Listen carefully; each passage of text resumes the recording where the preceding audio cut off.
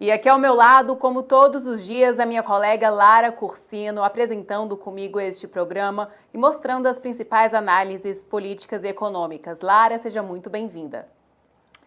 Muito boa tarde, Gabriela. Muito boa tarde a todo mundo que está acompanhando a gente. Pois é, né? Ontem a gente deu aqui ao vivo, inclusive, né? Depois da nossa equipe apurar, ler bem direitinho o documento da assinatura da ordem executória de Donald Trump desse tarifaço, a gente falou aqui ao vivo, detalhou que foi postergada a aplicação dessas tarifas de 50% sobre os produtos exportados do Brasil e a gente também falou aqui sobre vários produtos que ficaram fora dessa lista de taxação de 50%, que significa que o tarifaço pode ter seu impacto, como era esperado antes, muito mais brando. E a gente vai falar sobre isso ao longo do programa com especialistas, também com os nossos repórteres que estão acompanhando toda essa repercussão. Inclusive, a gente vai falar já com o Murilo Fagundes, que está lá no Palácio do Planalto desde cedo, acompanhando as reuniões do presidente Lula, justamente sobre os impactos do tarifaço e também sobre a Lei Magnitsky, que foi aplicada ontem pelos Estados Unidos com sanções sobre o ministro do Supremo Tribunal Federal, Alexandre de Moraes. Outro assunto que a gente trouxe aqui ontem, né, Gabriela? Exatamente, Lara. Então hoje a gente continua repercutindo e olha só, depois do nosso programa de ontem, Lara, o Palácio do Planalto teve bastante movimentação com várias reuniões do presidente Lula com ministros do governo, ministro do Supremo Tribunal Federal, para então discutirem quais serão os próximos passos que o Brasil vai dar a partir de agora. Claro que Donald Trump, como você disse, ampliou, né, para começar a valer essa tarifa no dia 6 de agosto, mas mesmo assim ainda é uma corrida contra o tempo. Então, para falar sobre isso, eu chamo agora o nosso colega Murilo Fagundes, que está no Planalto. Murilo, boa tarde, seja muito bem-vindo ao nosso programa e já te pergunto como que está a movimentação aí entre as negociações para tentar ver como que o Brasil vai ficar a partir de agora, Murilo. Oi, Gabriela, Lara, todos que nos acompanham aqui no Poder Expresso. Quinta-feira, aquela quinta-feira de ressaca, depois da ordem executiva do presidente dos Estados Unidos, Donald Trump, que confirma o tarifaço. Mas uma ressaca branda, porque na avaliação do Palácio do Planalto, o impacto desse tarifaço foi menor do que o esperado. Inclusive, segundo cálculos do próprio governo, apenas 36% das exportações serão afetadas pelo tarifaço, depois de quase 700 produtos que vão ficar de fora. Isso significa alívio, comemoração? Não é essa mensagem que o governo está tentando passar. A avaliação que se tem aqui de integrantes do governo, de interlocutores do Palácio do Planalto, é a de que a ordem do presidente Lula é reverter o tarifaço para os setores que não foram aí poupados por Donald Trump. É o caso do setor da carne e do café. Então Lula hoje retomou as suas reuniões. Hoje, mais cedo, se reuniu com os ministros Fernando Haddad, da Fazenda, Alexandre Padilha, da Saúde, Jorge Messias, da AGU, Gleisi Hoffmann, aqui da Articulação Política, Sidônio Palmeira, da Secretaria de Comunicação e Rui Costa, da Casa Civil. É a continuação dessa reunião que aconteceu ontem aqui no Palácio do Planalto, uma reunião de alinhamento, mas o foco dessa reunião de hoje foi calcular o impacto na economia, nos produtores e em todo o setor empresarial a partir da medida anunciada por Donald Trump.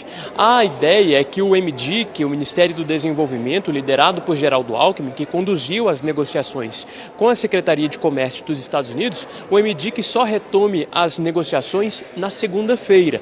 É quando, então, o governo vai tentar aí sustar o tarifaço para os setores que ainda não ficaram de fora. Outro ponto também de avaliação é justamente esse plano de contingenciamento, um pacote que pode vir então parcelado, com medidas diretas para os empreendedores, produtores afetados pelo tarifaço, viu, Lara e Gabi?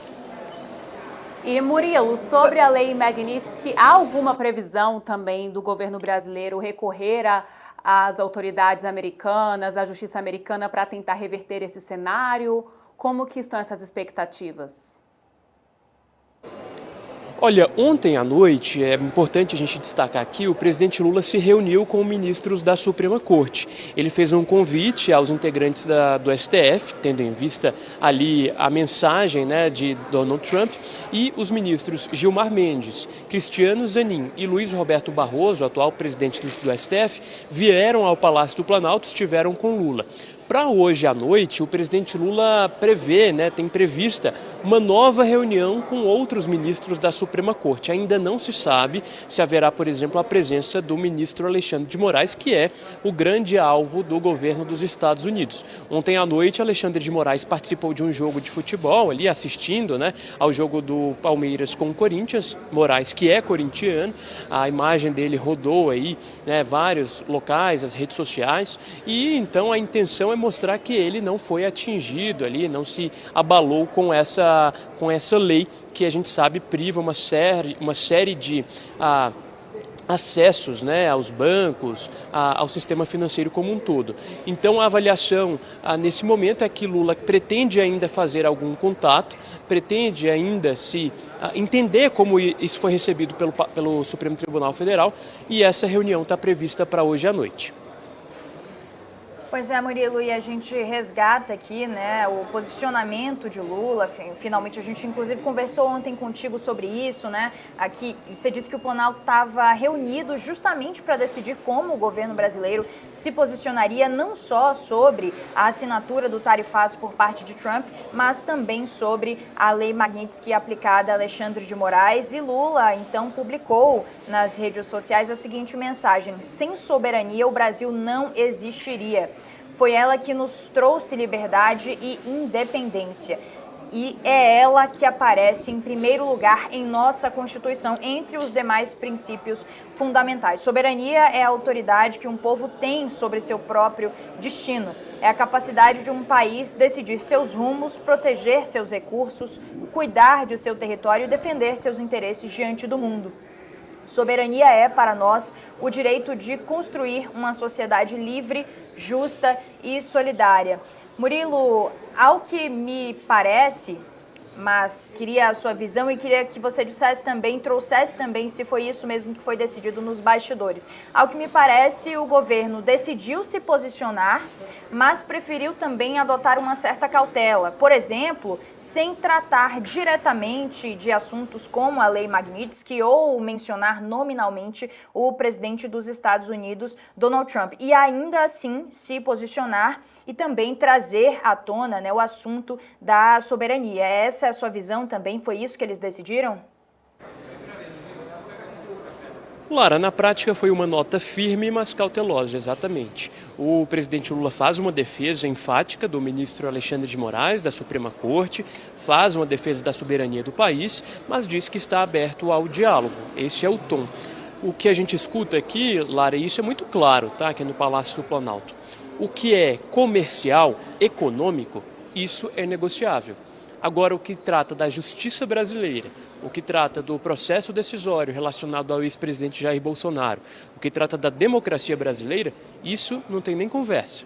Então, esse ponto, essa divisão entre o que é tema político e o que é tema econômico, está muito clara aqui no Palácio do Planalto. O presidente Lula está disposto a conversar.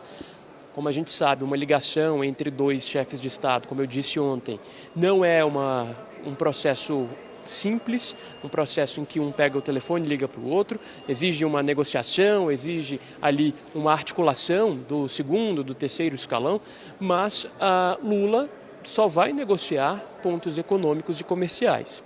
O que acontece do outro lado da Praça dos Três Poderes, no Supremo Tribunal Federal, não está nessa rota de negociação, segundo o que dizem aqui vários interlocutores do Palácio do Planalto. Isso está muito claro aqui. E essa carta deixa isso claro. Os pontos ali defendidos pelo governo, pelo Palácio do Planalto, e aquilo então que existe uma brecha para que seja negociado.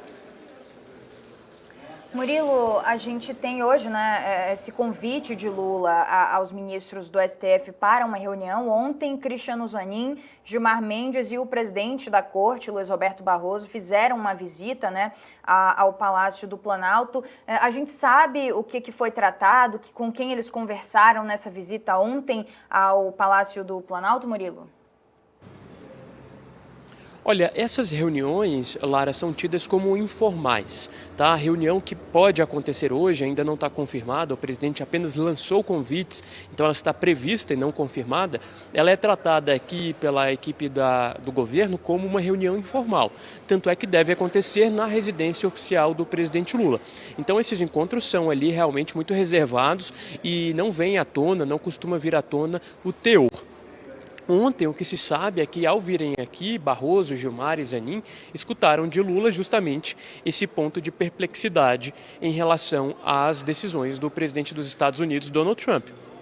E escutaram do presidente também essa defesa enfática das instituições, porque ele diz que não é apenas o ministro Alexandre de Moraes que está sendo defendido por ele, mas as instituições brasileiras, a democracia brasileira, porque na avaliação de Lula, essa é uma intromissão de outro país. Então isso não pode acontecer na visão dele. Então tudo isso foi repassado, eles tiveram uma conversa breve e logo depois a nota foi publicada.